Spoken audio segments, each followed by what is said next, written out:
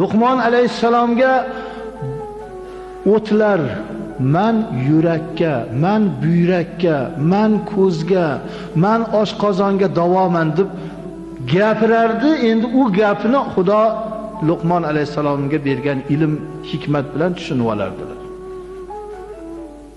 Bir misol rivoyatda keltiradiki, Luqmon alayhissalom ketayotsa bir o't man yurak sanchig'iga davoman. Hali o'tni darrov olib dori qilib qo'ydilar.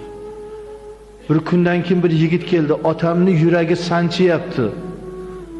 Mana shu dorini ichsin.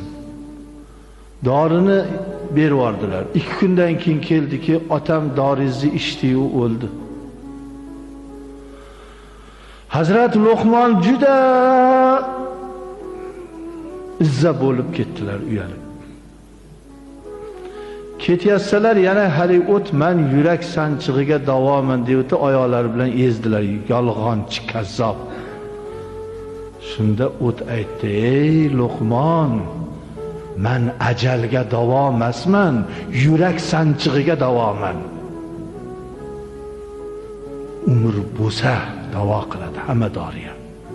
Umr tugagan ajalli davosi yo'q. Umr bo'lsa o'sha davo dori sabab bo'ladi, sog'ayadi."